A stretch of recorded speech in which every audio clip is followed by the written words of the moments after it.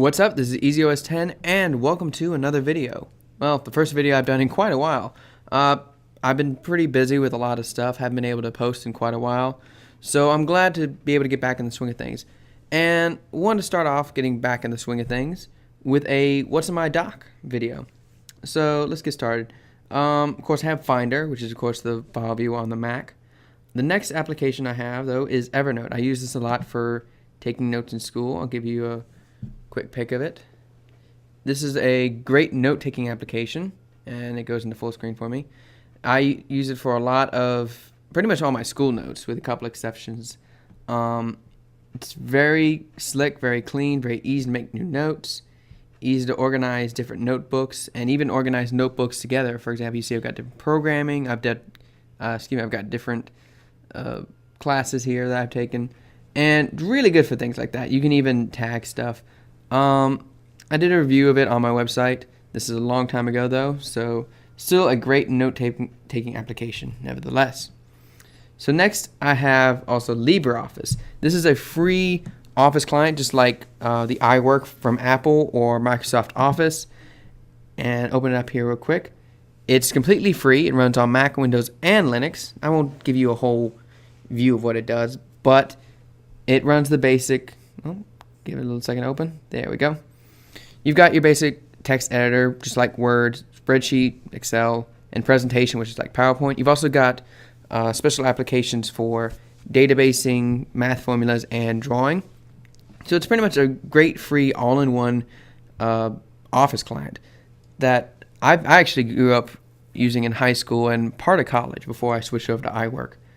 So I do like it. I have to say the spreadsheet I do like very much.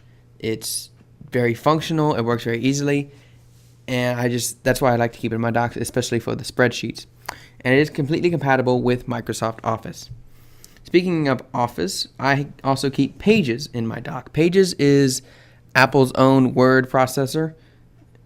I'll just create a new page here. So you can see I hit choose right here. Creates a little blank document for me. And it has all your basic functions, easy to change text, fonts, the style of fonts, all this sort of stuff. It's a beautiful application, and it's great when you go into full screen mode. I'll show you here real quick. Very nice to if you just want to write, quickly access the stuff you need, see your pages, but great just for being able to write and get out of the way. Love using it to write papers and stuff. Well, I don't like writing papers usually, but love it to write with. I also have my dock, I Procrastinate, which is great for students just like me. It's built just for students. It syncs just like Evernote with iOS through iCloud. Well, Evernote doesn't sync through iCloud, but this does. And has the ability to add steps to a project. Also nicely adds files, which is great for if you're using research papers. It's great for that. Next to my dock, I also have the standard Mac Calendar and Mac Mail client. They both come with the Mac. I think they're very useful. They don't solve every need, but for my needs, they work perfectly fine. I also have the iMessage client, which I use on my Mac to keep up with anyone who uses iMessage, which includes my parents, my brother, numerous friends of mine, anyone who's using an iOS or Mac device that runs iMessage. It's great for that. Next, of course, is the probably universal, the de facto name for video chat, which is Skype. I use this all the time. I'm pretty much every day I'm calling somebody on Skype, whether it's for work or for keeping up with family or friends. I use it all the time. I won't show you that just because it's pretty well known. Next is Yoru Fukuro, which is a Twitter client. It's a free one from Japan. It means night owl, in case any of you want to know Japanese. And it's great, supports multiple accounts. There's the blog and there's mine, in case you want to follow us. It's easy to work on mentions, to send out mentions, direct message people, even click on a person and see their basic Twitter information. Not many Twitter followers now, do I? So great little Twitter client, free. It's in the App Store. I highly recommend it if you're looking for a good free option for Twitter. Now we get onto the browsers. I've got the Chromium browser, which is an offshoot, the open source developers version of the Google Chrome browser that I've used for a while. It's really good. I do like it. It's one of the best browsers out there by far. One of the fastest too. If you're not a fan of Google though, it might be a little bit of an issue.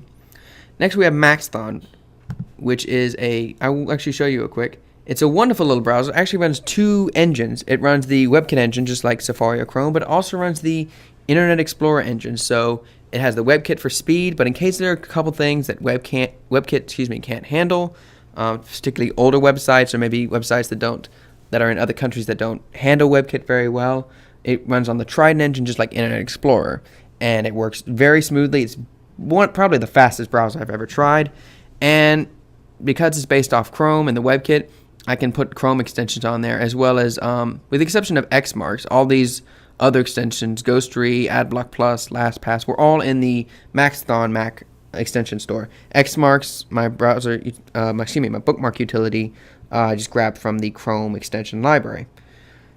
But it's the browser I really like right now. I'm still testing it though, but I think it might be my default browser of choice at the moment. Next is Firefox, which I recommend for everyone on their computer, just because in the pinch that you need a really stable browser, one that can pretty much run just anything you throw at it, Firefox is that option. I also have Adobe Premiere Elements 11. This is the latest version of Premiere Elements, which is Adobe's more prosumer, kind of consumer level video editor. This is what I pretty much use for most of my video editing needs. I can see if it'll open up here real quick. Let me just go to a video editor, make a new project. Had I realized I was going to open this up, I would have done this sooner. Here's Elements 11, and just basic video editor. I can quickly add media from my library, from either cameras or DVDs, webcams, or just grabbing it from folders. It has great tools for people who are brand new to making movies or videos, but it has some much higher level features if you need them for green screening, for example, or other such things. It's not the highest level. You're not going to most likely make any professional movies or anything that's going to get, blockbusters, but it's still a great little movie editor without the extremely high price tag of the professional level stuff.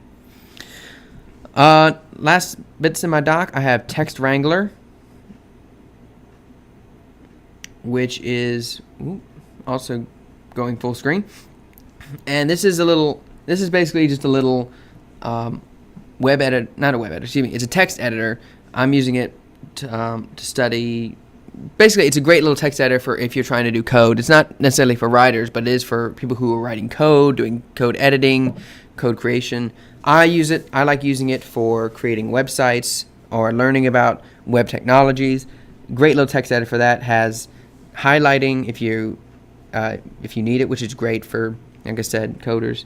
Bunch of different languages, and it's completely free.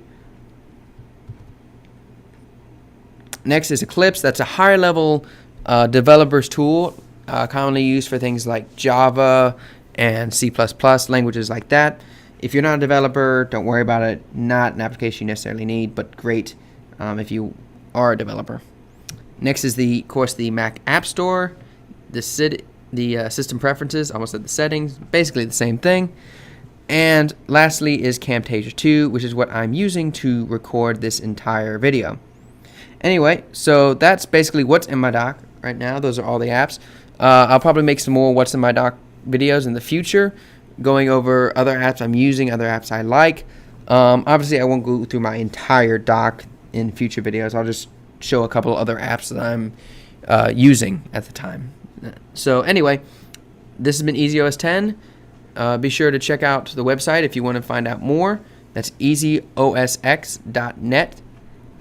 And if you want to follow us on social media, you can check us out on our Facebook page, on Twitter, and on Google+.